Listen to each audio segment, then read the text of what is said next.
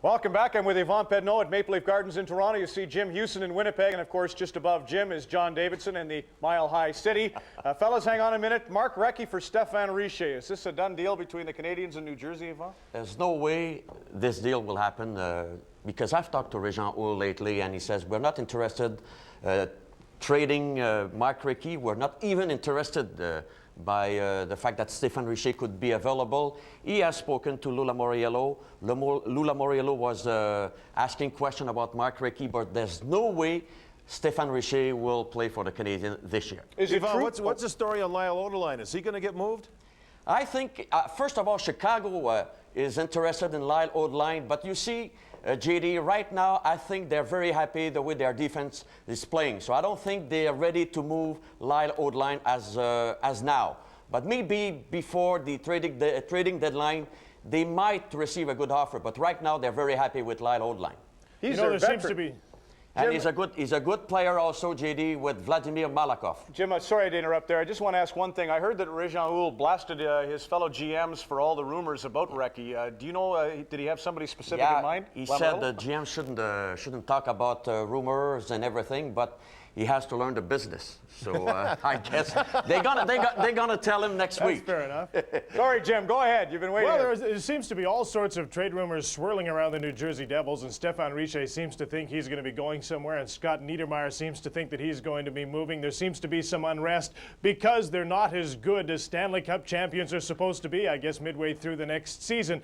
But I'm not so sure that there's anything wrong with the Devils and that they might be making a mistake if they make too many moves. It's a very difficult game that they play, and the players get a little tired of it because they have to play these gut-wrenching 1-0, 2-1 games every night. And they're only human. They love to dangle. They'd love to score some goals, but they can't be released. But I'll tell you one thing about the New Jersey Devils. Even though they're a mediocre team right now, I don't think there's a team in the East that wants anything to do with them come playoff time. And if they overreact and make a whole bunch of deals, or even a big deal with a player like Scott Niedermayer, they might be making a terrible mistake. Yeah, Jimmy, though, but I tell you, Scotty Niedermayer can be a great player in the league and will be. I don't think it will be for the Devils. He's got to be moved. I think he will be moved. And if he doesn't get moved, I'm not so sure he's going to come to training camp next year if he's still a New Jersey Devil. They need some scoring up front. The team right now is sitting on pins and needles.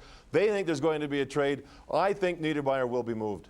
Why do they need scoring up front? Because Richer might come around if they still get into the playoff situation. Thomas is going to be okay. John MacLean will give them some scoring. Well, where have they been, I think they're overreacting. Jimmy, where have they been? They haven't been scoring. This is a 1-0, 2-1 game every time they play. And that's because that's the way they play, JD. I understand that's their style. Well, then they can go out and get something on the power play and such. I think you're hearing a lot of talk about Solani in Winnipeg, and I don't think Niedermayer can be moved in a one-for-one trade. In other words, a trade with one team. I think this is going to have to be a marriage of three teams, a three-way deal upcoming, and I still think it's going to happen. The GMs are meeting starting this upcoming week in Tucson, Arizona. I think you're going to see a lot of talk about Niedermayer there. I also think the LA Kings at that time are going to go around to the other teams and talk about the possibility of what teams would give up to get Wayne Gretzky in case they decide to move him. The GMs meetings this time around, I think, are going to be important. You bet. Sorry, Jim, the Devil need a centerman. No question about that. They've been shopping for Mike Modano.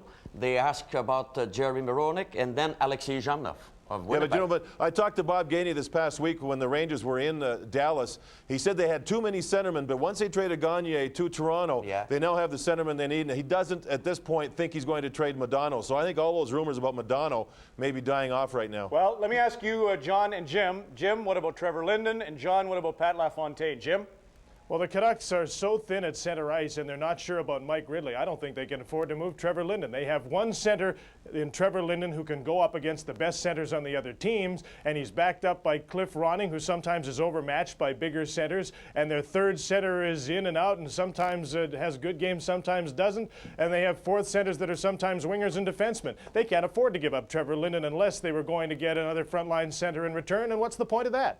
And regarding the Buffalo Sabres and Patty LaFontaine, Buffalo will not say they'll never trade LaFontaine. As of right now, as of last night, as a matter of fact, there's no trade talk involving Patty LaFontaine. A couple of teams have called, but Buffalo is not shopping him. If somebody calls with a major offer that they can't refuse, they at that time will make a deal. And if LaFontaine's traded, see, here's the way it looks. If LaFontaine, who makes over $4 million, is traded, the Buffalo team would have to eat $1 million of that salary per year of the 3 years. Players coming back would make a couple of $1 million. So there's at least $3 million, $3.5 million the Sabres would have to pay, even though LaFontaine's not there. And for the $1 million gain in salary, you can't sell tickets as much as Pat LaFontaine can, and they have a new building for next season. I really don't think LaFontaine's going to be moved. And I think the other general managers should stop talking about the rumors. Some of them have to learn the business. They'll learn. You're Jean Aux's agent, Jimmy. Did you want to add to that, Yvon? No, I spoke to Bobby Clark last Thursday in Philadelphia, and he told me he has spoken to John Muckler about Pat LaFontaine, but the price is so high. You have the salary, and I don't think I agree with JD. I don't think they'll be able to move Pat LaFontaine. The Russian Ice Hockey Federation, and for that matter, Russians playing in the NHL, have some concerns about the World Cup. John, what did you hear about the meeting in Windsor? They had the meeting last night in Windsor with the league there, the Players Association there, and a number of Russian players and the Russian Federation. The funds that the players want to have split with the Federation 50-50, I think has been approved, and the players in getting those funds would start a fund in Russia for ex-players, for people that need the money, and for youth hockey. So that's a good thing. The training camp, the Russian Federation wanted a 2-month training camp for this thing. The players over here said, no chance. We're not going to do that. That, I think, has been rectified. What's not is whether Viktor Tikhonov will be part of the coaching staff or not. The head coach of the Russian team is also the general manager.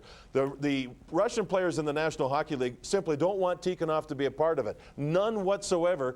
The Russian Federation has been told this. They'll come back with an answer towards the end of February. If Tikhonov is still part of the management team, the Russian players in the National Hockey League, and they were on the phone all over the nation, all over the 2 countries last night, they will not play, and that'll be a real loss for this tournament. They don't want is communism supposed to be dead, gang? They want Tikhonov out of here. I'm surprised. Go ahead, Yvon. I don't think it's fair for the NHLPA, John, if they don't want to play because they have problems with their own federation. Yeah. I don't think it's fair. I'm surprised Bob Goodeno's going along with this. I mean, It used to be an NHLPA negotiation. If Gretzky suddenly says, I feel for the kids in Brantford, we ought to have a little money going, this could get complicated if everybody puts their own interests. But this is more than just their own interests. This guy used to run camp for these guys 11 months a year. Sure. These guys never even saw their families. This is something that's old, that the Russian Federation took away from a lot of the older players now, and the torch is being passed from Fedorov and Larionov, to Fedorov, from Larionov and Fetisov, those types of players. They're standing up for themselves, and I, to a sense, don't disagree with what they're doing.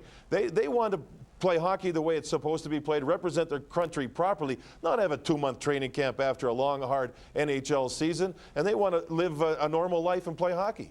This is very personal, and I don't think we should equate it with anything that goes on over here. Although Glenn Sather says he might let the players pick the coach for Team Canada. And what if they pick Mike Keenan? Then what will they do? Because I get a sense that the Canadians want absolutely nothing to do with Keenan, who's been a very prominent figure in previous Canada Cups.